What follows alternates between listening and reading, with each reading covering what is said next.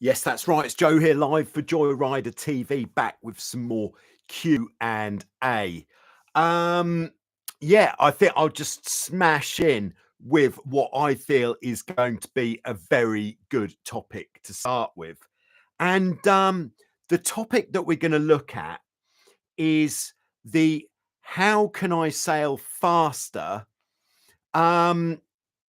Because this weekend we are going to be celebrating the global speed stick competition with the first update video coming out on Sunday. So there may be some of you out there who are thinking, yeah, this is all good and well, but I'm not yet helming on the trapeze, for example, or I'm not very comfortable sailing the boat when the wind gets stronger. So I don't feel ready to start sending it, to start pushing the boat as hard as possible, because I think the perhaps the consequences might be quite severe. So you might not be feeling too keen to do that in the first place. So how can we go from where you are now to, let's call it, the next level, getting confident enough to make your boat go faster? Okay, so first thing we're going to chuck out straight away is you don't have to helm on the trapeze to go faster. If you're sailing the boat with two people, here we are, here's our boat. If we're sailing the boat with two people on board, these are our people, by the way, they don't have to be on the trapeze.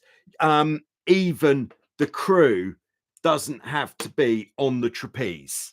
It's not essential to sail the boat faster than you have been doing so far. Okay, so we've thrown that out straight away.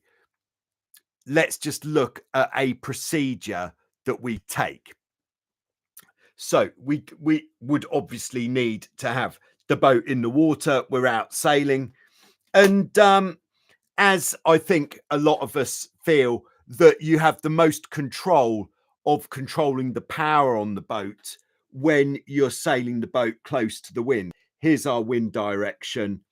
And we feel the most confident on the upwind point of sail because we've got the most methods of keeping the speed down, keeping the power down. All right, so we're going to start off here and we're just going to get comfortable on an upwind point of sail. So we're not going to be trying to sail particularly quickly. All we want to establish is that we have complete control of the boat. So doesn't matter how windy it is as well. Ideally, we'd be looking at, if you're less confident, somewhere between 6 and 10 knots of wind. That's the sort of wind where you're starting to get a little bit of spray, so a little bit of water in the face as you're going along. Some small, very small waves just forming, and just getting the boat upwind, and just get used to, rather than controlling the power on the boat with steering. So you might be used to steering the boat up into the wind for less power. And then if you feel confident enough to have a bit more power, turning away from the wind slightly. So instead of doing that, get on the course which you feel fairly comfortable with and start controlling the power by using the main sheet.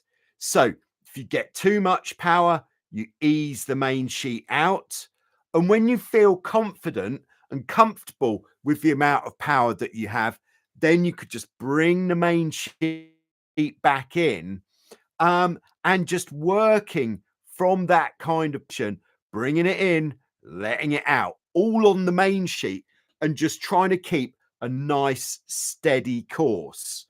So if we're sailing upwind, yes, this could be either helm and crew if you're sailing with two on the boat, or if you're sailing with one, this is just generally where your weight would be focused. So we're quite close to the edge of the hull, feet under the tow strap for security. And what we're looking at, what sort of boat we're going to be on? A skeg-hulled boat like this. On this point of sail, the upwind or close reaching even point of sail, what we're looking for with the trim of the boat, that's our forwards and backwards movements along the hull. We're looking to have it pretty flat. So the water is like this. Because as we've mentioned before, when you're sailing upwind towards the wind, let's just get a short mast on this boat here. All of the forces of the wind are pushing. So the actual force of the wind on this boat here, as we've got it, is pushing backwards, which is trying to push the mast backwards, because the wind is blowing onto the mast like that, which is, if in a as a what would you call it, as a result of that, that is then bow up. So when we're sailing upwind really strong, we don't want to be like, in fact, we're just going to go for one. This could either be one person or two people. We don't want to be like hugging the back beam. We want to get far enough forwards so that we feel that the boat is flat. Okay. And then we're just working the main sheet just so that we feel that control over the boat, just using the main sheet. So let's call this stage one in getting comfortable in the conditions that we're sailing in. Of course, if you've got a crew on board who is pretty lively and they're happy to get out on the trapeze, like there we are, then great, that's very nice, but not essential. And the thing, if you are getting comfortable in the conditions which you're sailing in, perhaps it's even valuable not to have the crew out on the trapeze, because once your crew is out on the trapeze, especially if they are a heavier person, or perhaps if they're slightly less stable on their feet, certainly if they're heavier, you're going to have to power the boat up more to keep them out of the water. So you're going to need a certain amount of power on. If this is our boat looking from behind, they're out on the trapeze. If you haven't got enough power on, this hull is going to be sitting too low down, which means they might start getting hit by the water, which is going to throw them off balance. So while you're in the process of getting comfortable in those conditions, let's keep the crew on the boat until you really feel comfortable enough to power it up a bit more. So we're starting upwind, just working the main sheet to keep the boat in that sweet spot for the power. Okay. If it is of an amount of wind that you feel that you're constantly having to let the main sheet out, otherwise you're not comfortable with it at all, then in that situation, what we should be looking at doing is, oh, we don't need anything, is just ease. So if you let the traveler out like halfway, for example, like to the tow strap, then you should be able to bring the main sheet in tighter. So we can think of it in terms of we're setting the traveler in a position which is good for our average amount of power. Then we're using the main sheet just to really fine tune the amount of power that we've got. And we're trying to just keep our course constant, trying to keep our course straight. So this is kind of like getting comfortable and a control exercise, sailing in slightly stronger wind than you're perhaps comfortable with. And once we've achieved this on the upwind course, we can then, let's call this stage 1. So stage 2 is going to be, there's the wind coming down here. So we're back on this boat. Stage 2 is going to be bringing it onto a close reach. So close reach is halfway between upwind and the beam reach. So this is when we'll start feeling a bit sportier. But yes, the boat is going to start moving faster as we come onto a beam reach. What is that going to mean that the boat is sailing faster in terms of what are we going to have to do? Okay, we're going to want to come back a little bit, because as we turn away from the wind, we're going to have less of this pressure pushing backwards on the mast. So it's not going to be pushing the bows up anymore. So we are going to want to move backwards slightly.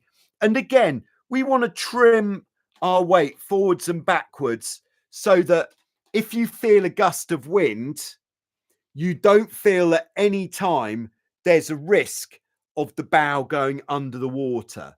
So if you're in the position where you are on the boat, when you get a gust, if you feel that the bow is getting too close to going under the water, then move back a bit more. And again, we're just working the main sheet from this position. Exactly the same practice as we were doing on the upwind. We'll set the traveller in a position where we're comfortable, and then we're fine tuning on the main sheet. And again, we are looking at keeping the course absolutely steady. Okay. All right. So that is stage 2, exactly the same as stage 1, except we're going to be going faster. Does anyone see where we're going with this? What is stage 3 going to be? Yes. Now we are looking at lighting the fuse. Yes, we're going to be on the beam reach. But because we've already got comfortable on the upwind, we then got comfortable on the close reach. So now we can get comfortable on the beam reach exactly the same. If we feel there's too much power, or in fact, if we're doing this as a process, a progression while we're out sailing, when we sail from close reach to beam reach, 2 things we want to do as we change our course. One is we need to move further back, and the second is we need to ease the sails out. By doing that, one of our main hazards when we're on this sort of course is that the bow is going to have more of a tendency to go down. So by moving backwards, that's going to help to lever the bow up, and easing the sails out is going to take that pressure off the nose. That's the main and the jib we want to ease out so that we're not digging the nose in quite as much. Okay, so once we've got that established, we've got our weight back, we've got the sails eased out a bit. Again, we can adjust the traveller so that we feel comfortable to bring the main sheet in pretty tight. That's what we want to be doing. We want to be getting the main sheet in almost as tight as you physically can for that amount of wind, but without feeling like by doing so, you are going out of control. So if that means that you're going to put the traveller all the way out, then so be it. You know, that's just the necessary thing that we have to do to allow us to get the main sheet in tight. 2 things that having the main sheet in tight are going to do for us and are going to work in our favor is, the first thing, if you've got the main sheet in really tight, it gives us more control over the mainsail. It's locking the shape of the mainsail in. And it means that we've got control over the shape of the mainsail. if our main sheet is loose, it means that the shape of the mainsail is just changing all the time, depending on how much pressure there is in the sail. So, you know, as the pressure increases, the shape of sail is going to change because of the pressure, not because we're in control of it. So we want to be in control. We want to have the shape locked in. The second benefit of having the main sheet in tight is it means we've got more possibility to ease the mainsail out if we need to in the gust. So again, on the beam reach, we've set the traveller. Maybe we've set it all the way out. We've got the jib eased. If you're feeling like the wind is quite strong for you to be carrying out this procedure, if you're sailing a boat which has a rolling jib, perhaps consider just rolling the jib away.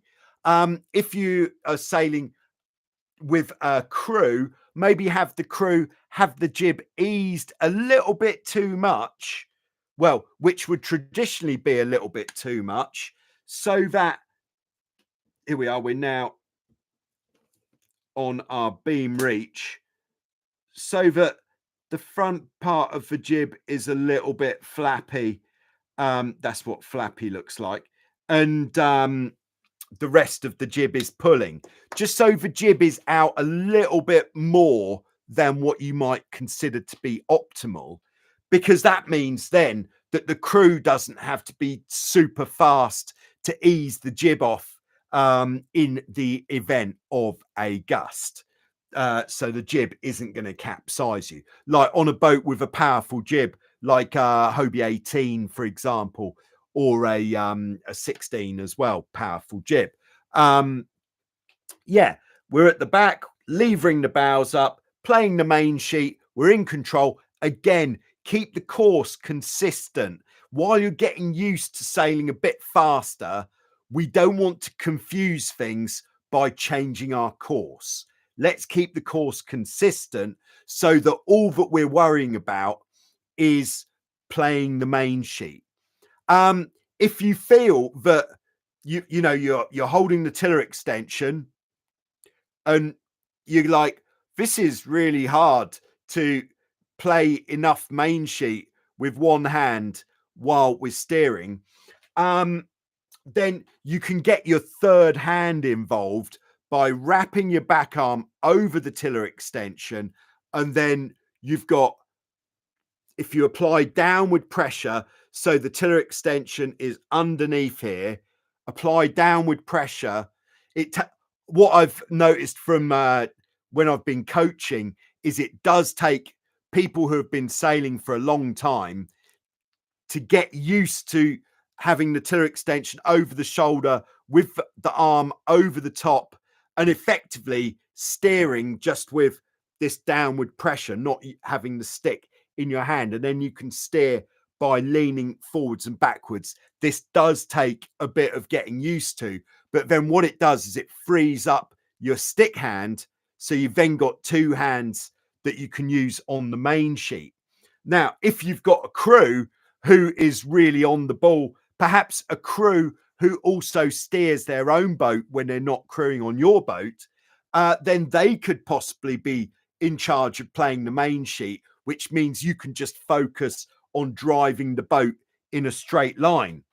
Like in the Dart 18 class, for example, it is commonplace, in fact, for the crew, when they're out on the trapeze at the back of the boat, the crew takes the stick, the tiller extension, so that the helm, who is sat on the boat at the back here, can take both hands and play the main sheet from that really secure position. This is a great way of getting your boat going that bit faster. So this is what we are looking at in terms of getting more comfortable. But again, if you're not comfortable, keep your crew on the boat. It means you're not going to have to power the boat up as much. Get as far to the back as you can. if you feel that the bows are going down, or if it's windy enough to start sending spray into your face, then yes, get as far back as you can. Okay, so there we go. That is the 3 stages of getting more comfortable sailing your boat faster in stronger wind. So key points, we're recapping now. Key points is we're going to be sailing on a straight course. We're just going to be controlling the power using the sheets, the main sheet and the jib sheet. If it's constantly too windy, we're going to let the traveler out so that we can then bring the main sheet in tighter. So those are our key points, whichever of these points of sail you're on. And then the main key point is take with you a GPS device so that then you have a way of recording how well you did while you were out there in terms of how fast you got your boat going, so that then next time you go out, you're going to feel inspired to keep practicing at this so that you can get your boat sailing faster. And then if only there was somewhere where you could where you could record your results. Well, you're not going to believe this, but there is somewhere where you can record your results. It is called the Speed Stick. And yes, all you have to do is send your results into me. I'll put you on the Speed Stick. If you haven't seen it, we've got an all new look Speed Stick this year on the Joyride, the Total Joyrider website. Get on the Speed Stick. There is periodically, there are going to be Speed Stick update videos, and the first one of the season is actually coming this Sunday. Yes, the first Speed Stick update video. You may ask, if I go out sailing tomorrow, get a big speed, will I be in the update video? Answer, sorry, but no, because I've almost finished editing it and I'm not going to edit it again. Sorry about that. But then, yes, get on the stick. It's a great way of getting more comfortable on your boat by having something to chase. You know, keep it safe by all means, of course. That's what we're talking about here. We haven't talked about going down the mine shaft yet. We're not talking about going down the mine shaft. We are talking about going on the beam reach, which is a fast point of sail. And that is as fast as we're going to take it until you are completely comfortable. There we go. Thanks very much for your time. Thank you. All right. So, cheers. I hope that was of what should we call it, of practical use to some of you out there. Now, the reason I thought we should talk about that is because this week in the Q&A, we've got quite a rare occurrence, and that is that I don't have any preloaded questions. Perhaps the reason for that is that I've pretty much answered them all. Maybe that's what it is. But so that is where we're sitting. So if no other questions are coming in the live chat, this is going to be quite a short session. Quite short, but punchy. Yeah. All right. So let's check in with everyone who's checking in. First on the start line, we've got channel member Hanny on board. Good afternoon, everyone. We've also got Scott dropping it in the slot. Cultus Lake, USA. Ryan is with us in Maui, where it is currently the crack of dawn. Yeah, great to have you with us, Ryan. Looking forward to seeing you on the Speed Stick soon. I think Ryan is running a Nacra 500 and a Hobie 14 and perhaps a Getaway as well, which means I think Ryan should be getting on the stick on all 3 of those boats. Yeah. All right, we've got office hands Dave on the in the live chat. Great to have you with us, Dave. Always a pleasure, never a chore. Yeah, Dave says Yojo, which is Spanish, is the Spanish for yo-yo. Hello, Ryan. Hello, Scott, says Dave. We have built quite the community on Joyrider TV over the years, and that gives me a warm glow inside. Thank you. All right, Scott says, hey, office hands. We've got James on board. Hello, James. Great to have you with us. We've got Dirk tuning in from Ottertail Lake, Minnesota. I think that's Minnesota. Michael is with us from New York. I'm curious, what do you have to say about a barber hauler? All right, I think what I'll do there, Michael, is I'll just finish checking in with everyone who's checking in, and then we'll talk about that next. Jesse is with us in Albany, New York. Nice to have you on board, Jesse. Robbie from Ocean Springs, Mississippi is tuning in. Robbie is actually on the speed stick twice already. Yeah, Robbie is flying the flag for everyone out there. Yeah, Robbie, if you didn't catch it, the update video will be coming out on Sunday, so at the usual time. So there we go. All right, so I am going to talk barber hauler. So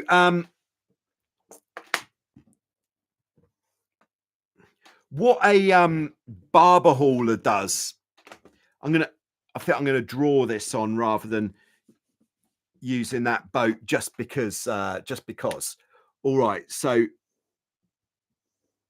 God, do you remember the days when I used to draw the boats every time? God, how times have changed. So a barber hauler could be used for any sail that is at the front of the boat. So it could be for the jib, or it could be for the spinnaker. And whether it's for the jib or the spinnaker, it would actually mean it would work in reverse. So let's say this is a barber hauler for the jib. So if this is our jib, then we'll have our jib sheet that would come off the jib like this.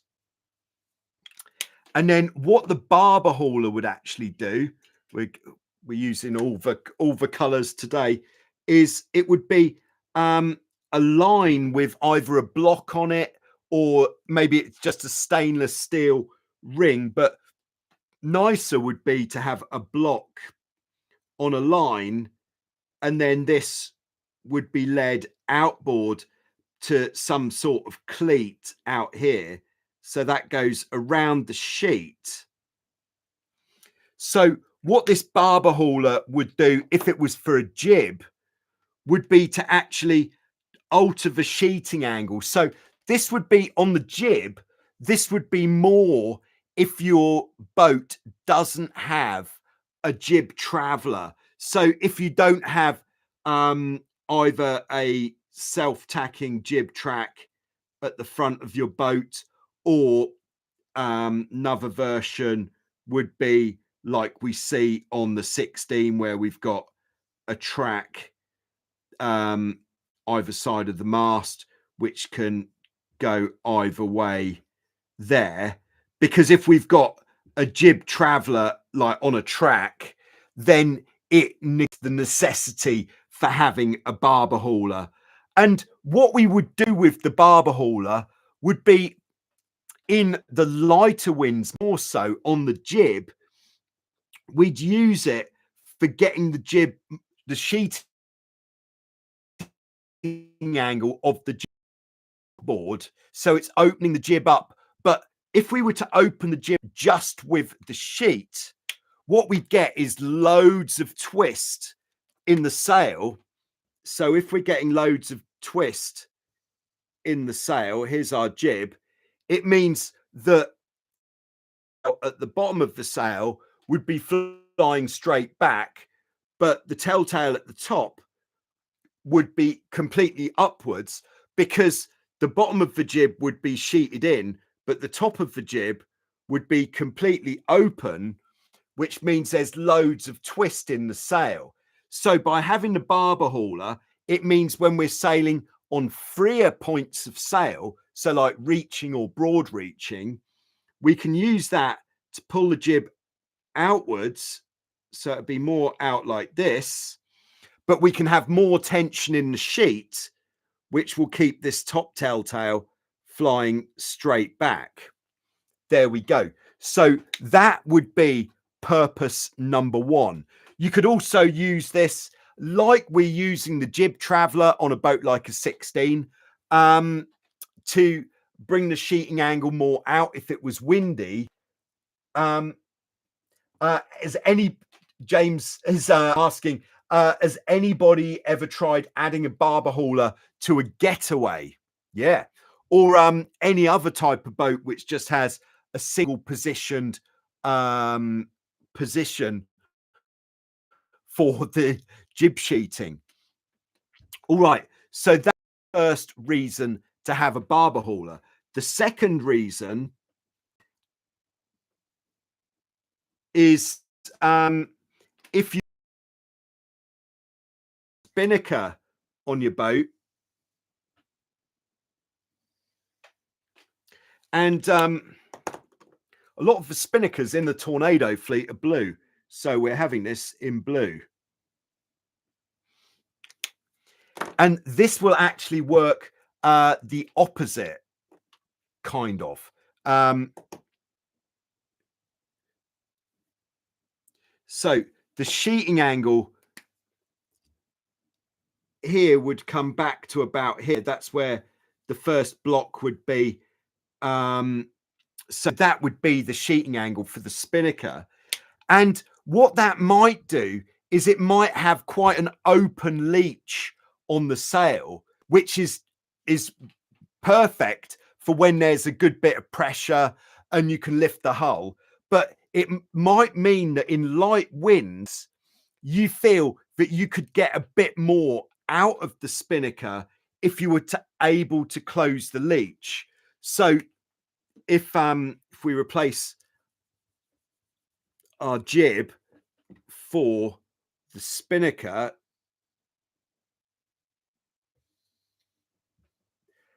and in lighter winds, we might want more of a downward pull on the leach of the spinnaker. And to achieve that downward pull, if we put our boat in here,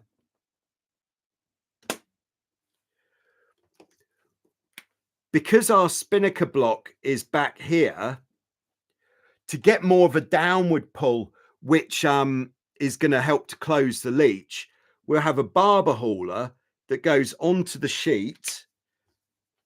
Let's just draw the sheet in here. And what that barber hauler would do is go onto the sheet, pulling it downwards,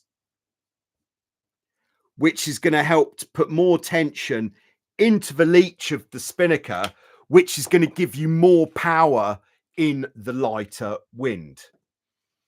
Okay, just seeing what Michael says here.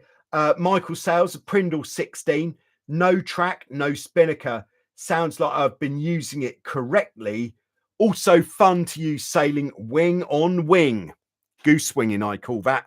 Wing on wing, when you've got the dead downwind, main out on one side, jib out on the other side. All right, nice. Thank you for your question, Michael. Yeah, so there we are. A quick tour of what to do with your barber hauler. So back into the live chat.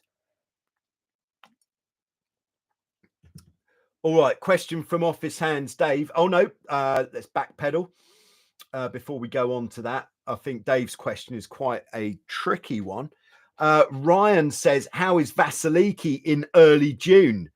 Also at the Euro Boat Show, there was that foiling edition company that seemed interesting. Yeah, on the topic of the Wacker Foils was the name of the company in France making these bolt-on foiling kit for catamarans. At the time of the boat show, Wacker Foils had only made effectively a kind of, I think it's the first production model which was only suitable for these kind of like straight beamed boats. So if you sail a Getaway, for example, although a Getaway might be a little bit on the heavy side to get going on the foils, put a lot of stress through the foils, these were ready. But I think what is interesting to a great many sailors is the version for the Hobie 16 or similar. I think the foiling kit on the Hobie 14 would be absolutely deadly. That would be one of the most fun boats on the planet, although the Hobie 14 is one of the most fun boats on the planet as it is. But a foiling version, come on, Wacker Foils, let's get them on a 14. Oh, yes. They said they were going to let me know as soon as there was some development. But I think there has been a lot of interest. So I'll get in touch with the guys there and find out how we are progressing. Yes. But Ryan's question, how is Vasiliki early June? Yes. If you didn't know, Vasiliki on the Greek island of Lefkos is where most of the videos on Joyrider TV are coming from. And early June is really when we start to hit the sweet spot. Yes, we are at the will of the gods to a certain degree, like you are anywhere. Like if we've got blue sky, no cloud, no rain, this kind of general good weather conditions, then yes, we would be at that time of the year looking at getting the champagne sailing conditions most days of the week. It might not be, it's going to be champagne if we've got high pressure, gradient wind from northwest and no cloud. We would be getting this shore wind in the afternoons every day, kind of like the end of May onwards, because by in the season, the temperatures have got to a stage where, yes, that wind machine should definitely be working. Early June, the water is still a little bit on the chilly side, but your definition of chilly might be different to mine. If you sail in Cape Town, South Africa, your definition of chilly water is definitely different to the Greek version of chilly water. But what I'm saying is chilly would mean you'd probably want to have some sort of wetsuit on and maybe a spray top at that time if you were sailing in the strong winds. If you're just sailing in the light winds, then it would probably be 25 degrees or more air temperature. So that's what we're looking at. But to summarize, yes, it'll be good. And news just in is it is looking like I am going to be in Vasiliki for most of June. So there we go. I'll be there. If you're coming, Ryan, then I definitely need to be there because it would be a shame otherwise. All right. So Office Hands Dave's question is Pink Floyd, the band, completely overrated? Dave says yes. Whew, the jury's out on that one, Dave. I think I enjoy the music of Pink Floyd personally. Yeah. Put it in the comments below how you're feeling about Pink Floyd at this time. I think the song Shine On You Crazy Diamond is one of the finest songs ever written. And it really does go against the normal trends of songs, different structure. Dave Gilmore's guitar playing. Mwah, very, very nice. All right, on to some sailing. Robbie in oh no, Ryan says he's getting the Getaway out today. Yeah, so get the Getaway on the Speed Stick leaderboard. Oh yes. Robbie says just bought a 2003 Hobie 16 with pretty oxidized gel coat. Do you prefer wax and buff or spray on coat? Okay. Yeah, what I would do usually is use some sort of fairly aggressive cleaning product, which has got some sort of dissolving kind of agent to it. Now, this has been quite a heated debate of topic of debate, but I use a product which has got, I think it's muriatic acid in it, which kind of brings the boat, if it was white to start with, would bring the boat back to white. I'd then use some sort of reasonably abrasive cleaner or a very fine sandpaper, like wet and dry. What would be the right number? 2000, about, just to take off any black marks and just to get it back to how it once was. And then once you get back to a good starting point where the boat is white again, then we'll get the wax and the polish on back on the hulls there. All right, Robbie says, can't wait for the update video. Speed Stick. Big wind this weekend, hoping to put some new numbers up. Oh, yeah. All right. All right, Robbie continues to seal the gel coat. I mean, doing a bunch of miscellaneous touching up on the glass and adding gel coat in roughed up spots, make it pretty, then seal it up. Yeah. I tell you what, Robbie, there are some people at Ocean Springs, Mississippi, that know much more than I do on that topic. I would speak to Mike McNear, that guy. What he's done to those Hobie 20s is a work of art. So I think he's probably a leading authority on how to get a boat looking really sharp again, I would say. All right, James says, oh yeah, we've already had James and we've had Michael, and we got Max on board in Rosenheim, Germany. Nice one, Max. Nice to have you with us.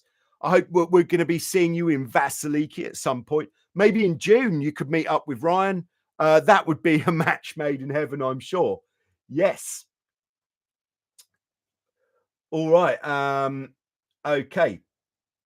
Yeah. Oh, and Hanny says the same thing. Wow, it'd be like the gathering of the gathering. All right, we've got channel member Bobby on board. Hello, Bobby. Nice to have you with us. Could the barber hauler effective to bring the jib tighter on the 21 SE?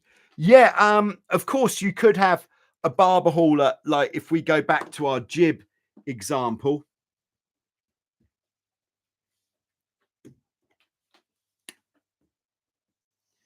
So here we are.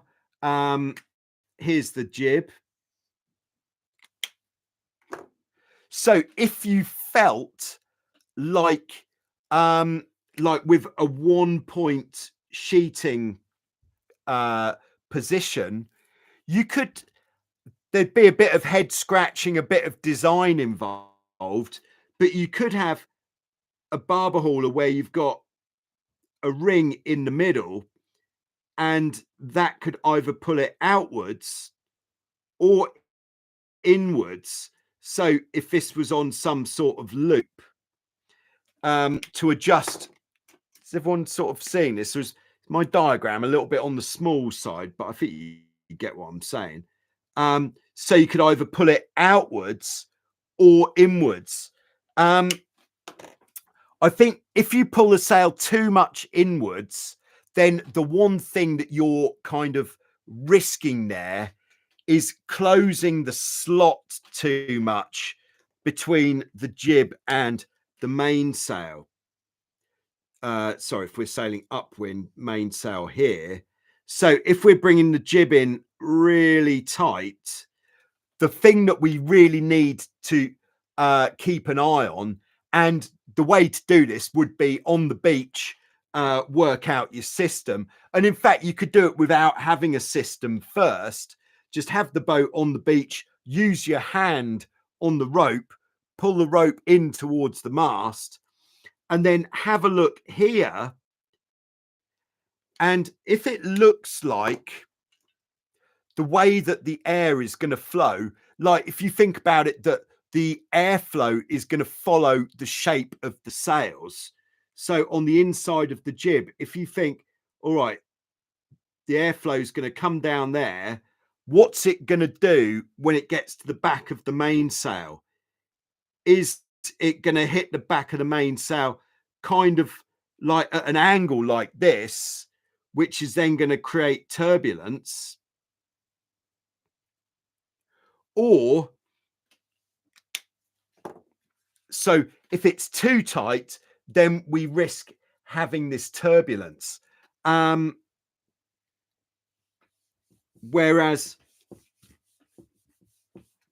to get it absolutely perfect, here's our boat again. Here's our jib, front beam. There's our mainsail. So perfect would be when the airflow leaves the jib, we get this perfect smooth flow of air over the sail, and that is going to give us the best airflow for the best performance. Just by getting the jib in tighter to the mast doesn't mean that maybe it means that we can get the jib in tighter and the telltales will fly on the jib, but it might not actually mean that we'll be able to sail closer to the wind. Now, Bobby says that the 21 has the jib tracks like on the 18. So let's put a little bit more effort into this diagram. In fact, let's make a bit of space, which would be like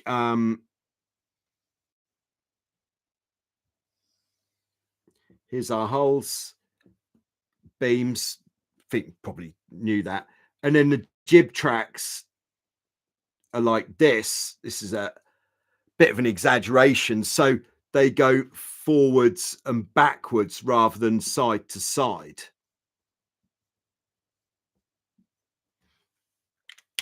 So, yeah, we could, just to start with, what does these movements on the jib tracks do? So if this is our jib, moving the jib track further forwards is going to pull down more because it's pulling from further forwards. Does that make sense? If the jib track is further back, then the sheeting angle is going to pull further back. Further forwards is going to give us a tighter leech, looser foot. So the furthest forwards we'd ever want to put the track is so that we get this even pull between the leech and the foot, even tension. We never want to have more tension in the leech than we've got in the foot, because that is going to lead to this situation that I was just talking about, where the wind airflow is going to come off the jib and hit the mainsail sort of square, giving that turbulent airflow. So that is what we're doing with the jib tracks. So that means that our sheeting angle on the actual boat while we're sailing is going to be really quite open. Yeah. So I would say, yes, almost certainly we're not going to need anything to pull the jib out so much, I wouldn't have thought, but to pull it in, I think is going to be helpful to your getting the jib a little bit closer in for upwind sailing, especially in the light to moderate winds. There we go.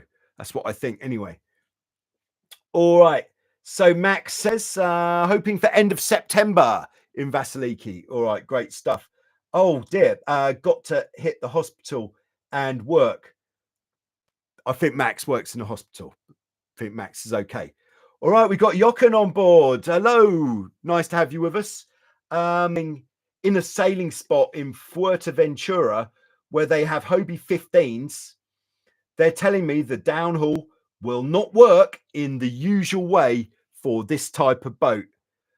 Pulling it will not help to depower the boat. How do you think about that? Now, I would not like to be one to disagree with some people who are working very hard to provide some really good sailing on the island of Fuerteventura. But, going to say but yes, the downhaul on all of these types of boat does work in the same way.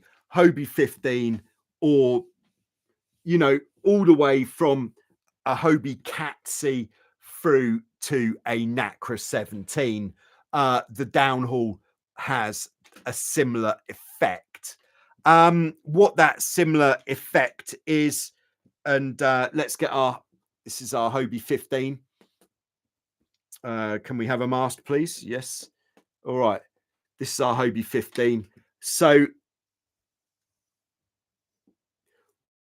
whatever type of boat we're sailing, the downhaul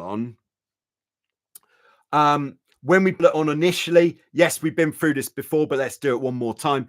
As we pull it on initially, that's what puts the curve into the sail. So our mainsail shapes 0 downhaul, the mainsail will be like this. Here's the mast.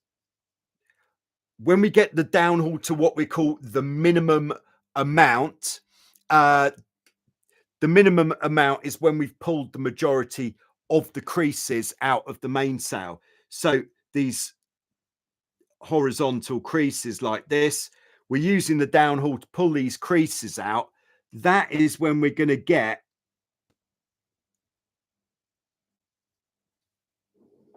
the maximum curve in the sail, which is really good for when we're sailing up to the point when we start lifting the hull, because that is going to give us the most power out of the sail.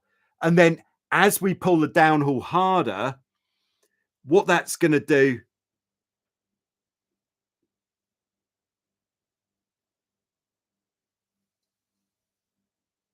is it's going to move the center of effort in the sail forwards. So here, the center of effort is very much, you know, the whole sail is the same. So the center of effort is kind of in the middle, let's say. So as we pull more downhaul on, the center of effort is going to move forwards, which is going to help to drive the boat forwards. It's going to flatten the back part of the sail like that. And it's going to make the boat less powerful. So it is going to be more suitable for stronger winds. What is also going to happen as we downhaul it more is when we've got this initial amount of downhaul on, our center of effort, the deepest part in the sail, is going to be really big. It's going to be like the whole thing like this. Then as we pull it on more, the top part of the sail is going to flatten more. And so the center of effort is going to move down and forwards, which means that the power in the sail isn't going to try to make the boat fly the hull as much. It's going to be transferred into more drive. Now, with the Hobie 15 or with the more basic catamarans, then we just haven't got as sophisticated a means of getting the downhaul on. Like on the Hobie 15, what you'll have on the back edge of the mast at the bottom, if this is the mast track that comes down like this, you'll have a horn cleat on the back edge of the mast, and you don't really have any purchase to put the downhaul on. Like if this is the bottom of the mainsail, like that, there's the mainsail, there's the hole in the bottom of the mainsail where the downhaul comes from.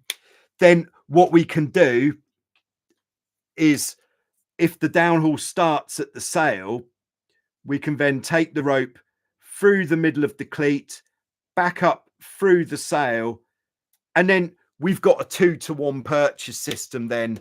And the best way of getting a lot of downhaul on when we haven't got a sophisticated purchase system to use, like no pulleys involved at all, is when we're ready, get the boat into the wind, crank the main sheet on,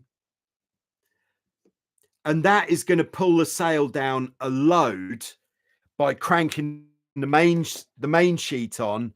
And then when the main sheet's pulling the sail down from the back, then crank on as much downhaul as you can, and it is going to give you an easier sail to manage in the heavy wind. Now, one thing just to be careful of, I don't know what the boats are like in the place where you're sailing in Fuerteventura, but if they are older boats, responsible for is you winding it on as hard as you can and the sail rips in half. So just be mindful of giving the boat too much beans when it comes to downhauling for the age of the boat. The same thing goes for if you're sailing a 1979 bright yellow once Hobie 16 with tequila sunrise sails. If you go to wind your downhaul on like this, there's every chance, if those sails are looking tired, of ripping your mainsail in half. So you do have to be a little bit wary with the downhaul with older sails. But the downhaul alone, because you've got the bolt rope at the front edge of the sail, you're less likely to damage the sail just using the downhaul. But to get the amount on that you need and cranking the main sheet on enough, just be sensitive. Be sensitive. There we go. All right. Jochen says, pulling it would not help depower the boat. What do you think about that? Yeah, there you go. I hope that helps. I hope the guys working at Fuerteventura at the sailing spot happen to see this session, and I'd love to know what they think about this topic. But we have got Hobie 15s at Wild Wind Sailing Holidays in Vasiliki, Lefkas, Greece. If you'd like to come and try Hobie 15, they are great fun. I'm just going to lay that down there. And if you're at the level where you're working on helming on the trapeze, you can sail a Hobie 15 single-handed, and it's a really good boat for practicing helming on the trapeze. Now, just because it's a training boat doesn't mean that it's not going to bite you if you push it too hard.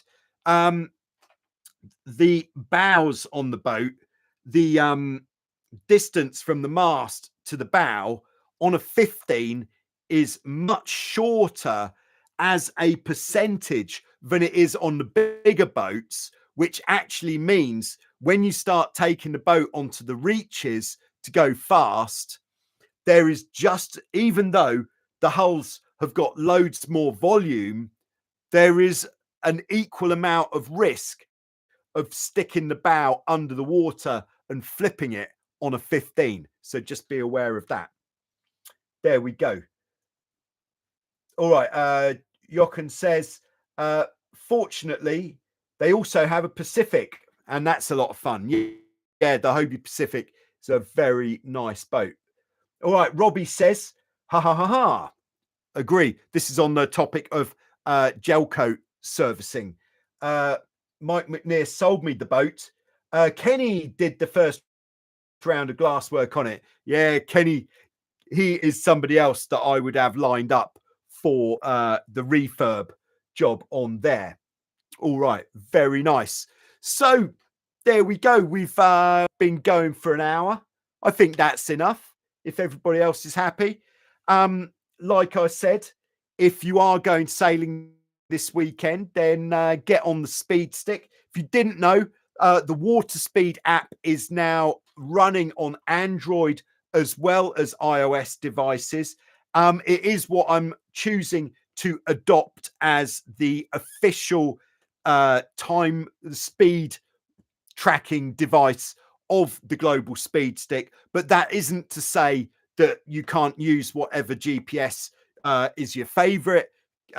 If you prefer using something else, then use something else. But if you haven't started doing any GPS sailing yet, then just jump straight in with Water Speed and you won't be disappointed. There we go. So just finishing off with the live chat. Mr. Tony KP is in on board in Ebeltoft, Denmark. Great to have you with us. Jochen says, I've tried the 15 pitch pole yesterday and I can confirm the 15 does bite. There we go. I think we'll leave that there. Thanks very much. And I'll see you on Sunday with the first Speed Stick Roundup video of the season. Thank you very much.